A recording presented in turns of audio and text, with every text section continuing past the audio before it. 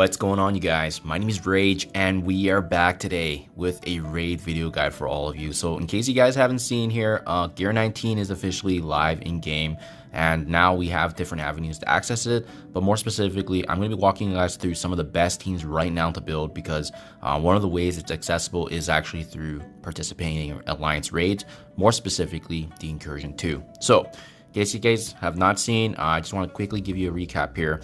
Right now, Gear Tier 19 materials is available both in the gold store and as well having these orbs available in the raid store.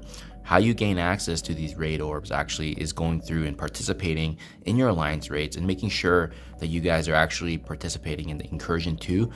There's a couple of nuances with the Incursion, but I do have a screenshot here of how it should look, and you can also double check and make sure it's included in the rewards. But as you guys can see from the gold store, this is very, very expensive, so we definitely want to do our best to absolutely manage our resources, build teams that are going to matter, and at the same time save as much training and gold materials as much as possible. And that's really the hope of this video. So guys, first and foremost, Incursion Rates this is the newest kind of raid that's in the game, being recently added, and right now, from what we can see in their information, until they provide otherwise, is that it is the only game mode right now for Gear Tier 19 without the use of spending gold or real money currency in the game, right? So in my honest opinion, this very well is very similar to the way that Teal Gear first came when Gear Tier 16 came about and we were working our progress in Darkdimension 5. Well, now it's secretly and low-key has become the most important game mode for endgame players, especially if you're like myself and you've already completed Darkdimension 6. This is going to be the way to bring that roster and elevate the characters and tunes to be ready for that difficult endgame mode, but as well bringing your characters obviously to their maximal potential.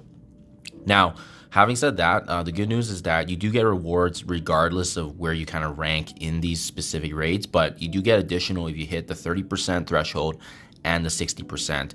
Currently, right now, with my endgame alliance, we've been, consistently hitting 75 to 80%, which is, in my opinion, very, very reasonable. So we're going to be going through some of these minimum investment rate teams, because thankfully, I've made actually videos on each and every one of them for the majority of the sections. So the hope of this video is to help you guys save materials, resources, and at the same time, you know which characters to be aware of, especially some of these being potential slotting characters for Darkdimension 6 and beyond, including actually Darkdimension 7 itself for the unlock of Mephisto.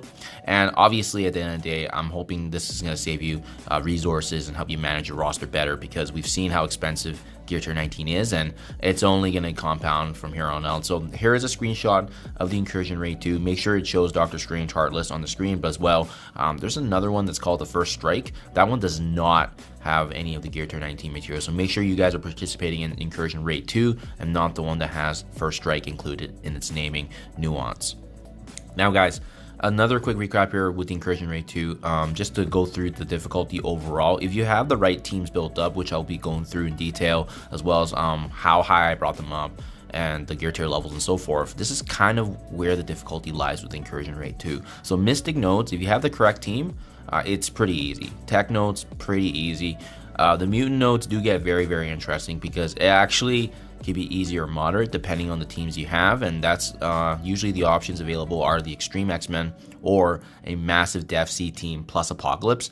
And I would even argue Big Boy Apocalypse may actually very well be needed for those nodes. So again, I think we're going to be going with more so the minimum investment approach. So I can link my videos below for your guys' reference, but just keep in mind, obviously building efficient and smaller teams is obviously the goal here, because we know and we've seen how fast some of these raid teams turn over, and there could very well be a new raid coming, so just something to be mindful of. Bio nodes are definitely moderate and hard. Actually, right now, we're still struggling to finish the boss node, because I personally have not built up the full Hive Mind team, but depending if you have Super Scroll, you can actually get the majority of the bio nodes done, with the exception of obviously synergizing with your alliance mates to wrap up bio. And then finally, I don't like to recommend any kind of skill team, because I personally do not participate in that right now. My alliance mates are are doing a great job of capitalizing those folks that did invest in the invaders. But for now, I actually do not recommend building up skill at all, because this is definitely the next team that's going to get a turnover here if there's a new raid team coming. And there's no point in giving you guys information that I don't think is useful or recommended. So if you guys are participating or starting Incursion Raid 2, I highly would not recommend building a skill team. Or if you are, I would build them to the level where they can assist with Incursion Raid 1. But my team, I think right now, my invaders is about 1 million, and they haven't gained any kind of ground since then, because we typically complete the bio section or close to, and then that's pretty much the end of the raid, and rinse and repeat. I think the exception to this rule is obviously if you're in a top 100 alliance ranking, and if you're in a top 100 alliance ranking, well, I don't think you'd be watching my videos anyway. So at the end of the day, this is more so tailored to folks newer to the game or transitioning to the end game with the Incursion Raid 2. So guys, that's pretty much a quick recap of the Incursion Raids. Now let's get into the meat and potatoes, the actual teams, and what I would recommend, because this has been done. And again, I'm gonna link everything in the description below, guys. So everything you see on here, there is gonna be a video for it. Okay, Mystic Notes. So this is kind of the minimum investment that you need. And my personal recommendation, Gear Tier 18 Val is absolutely must build, right? She is probably needed in Darkdimension 7, and I had immense value when I brought her into Darkdimension 6. So highly recommend. Might as well do it now. You're going to save yourself the time, gear, and as well as the investment. The remaining team of the Bifrost team can actually be kept at Gear Tier 15 or 16 maximum. As you can see on the screenshot here, that's pretty much where I left them with going through. And yes, you can actually go through and manually play each of the nodes. If you're lazy, you can actually just rip through the first couple of nodes. Going through it only takes a couple minutes each. You can't sim, because there is some little nuances involved with making sure that you are actually ability blocking the correct enemies. But you can try and attempt for simming the boss node, which I usually do. It's hit or miss. Sometimes it works, sometimes it doesn't. But the good news is that it's a boss node, so chances are your alliance could probably clean up. So if you guys want to save a bit of time there, but it's quick with this team, it's efficient. And again, each of these screenshot teams that I have here, I'm going to link the direct raid video guide, so that way you know exactly what the attack order is. So, and that way at the same time, you're also saving your materials and investment. Next up, Tech Nodes, again, classified as very easy, but Gear Tier 18 Kestrel is an absolute must-have. Honestly, because with her being slotted as a mythic character, she's probably going to be needed in Darkdimension 7 as part of that final section. So just a huge investment all around. Build her up as high as you can. Bring her beyond level 95 and above, just because it's going to matter, and the more you use her, the more value you're going to be getting. Remaining characters can be Gear Tier 15 or 16 max. As you can see, all of mine were actually 15. The one character I would recommend bringing up to maybe 16 is Rescue, because she, next to Kestrel, is going to be the core of this team and can bring back fallen allies, which will happen quite a bit. Similar to Bifrost in the Mystic Session, the manual play is going to take about 2 to 3 minutes per node. And yes, I've consistently been able to sim the boss node with this team, and just make sure you're playing through the first 2 nodes and getting their cooldowns ready, and then the boss node, even if you fail it, at the end of the day, your alliance mates can clean up. So again, raid guide video link below if you guys want to check out the attack order and so forth, but pretty easy nodes. Next, now we have the Mutant Notes, and I didn't want to put the dev seed screenshot on here because it's a pretty massive team. I think this is the best way to go about it, because if you want to min-max your resources, this is probably going to be the team that gets it pretty close to getting done. So a little higher than what we've seen in the past, because these nodes are getting harder and harder, and I suspect this is probably going to be the trend going forward. But the Gear Tier 17 on Gambit and Nightcrawler were pretty meaningful. Mind you, my Nightcrawler was only 3 stars when I attempted this, so same with Forge, same with Sunspot, they're all lower stars, so obviously now I'm having a much better success rate. But probably one of Gambit or Nightcrawler is going to be needed for Darkdimension 7, so feel free to build one of them up to the max, because they're likely going to be needed, especially for the global section.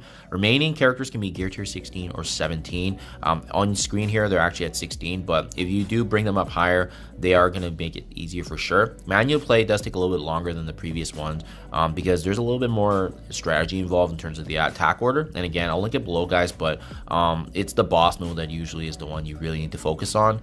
And now that my characters are higher, I can definitely sim it, but It really just depends on how your team synergy is. The one thing I do want you guys to be mindful of is that with yesterday's video, there's X-Men reworks, so this may shake things up. We may be able to, you know, plus minus a character from this mixture here. So it's gonna be interesting to test out once that goes live, but I'll keep you guys up to date. But just know that the Extreme X-Men is the go-to here, because you won't have to, you know, over-invest in Dev Seed as well, because I think you need like close to 1.5, 1.6 million in Dev Seed, and this team right here on screen is just shy of 1 million. So, you know, definitely want to make sure you're maximizing what you can.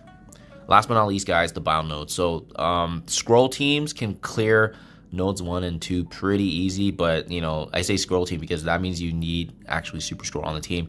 And apologies, guys, I do not have full hive mind invested in yet. I'm working on Red Goblin slowly, but you know how the trend is. You know, there's always things to be spending or investing in, and we wrapped the Sword Satellite. I had to bring up a couple characters for that. So right now, these are the 2 teams that work for me, and I can easily clear the first 2 nodes. So Super Scroll plus hive mind, or Super Scroll plus Rebirth. And, you know, both have their value because Captain Carter and Captain America being part of Out of Time now. So you're not going to be losing much there, especially if you're potentially bringing them into Darkdimension 7. I don't know if I would place emphasis on Hive Mind because of the fact that, you know, many of these characters are very, very expensive. You probably won't be able to bring them into Darkdimension 6 and beyond. And even if you can, the Crimson Demonic Gear is going to be the other bottleneck too, right? So I think Hive Mind, build them up to Gear Tier 16 would probably be the bare minimum if you want to build up a full team. The only exception would be Void Knight, in my honest opinion, because Void Knight does have value in Arena right now, so you can definitely squeeze him a little bit more.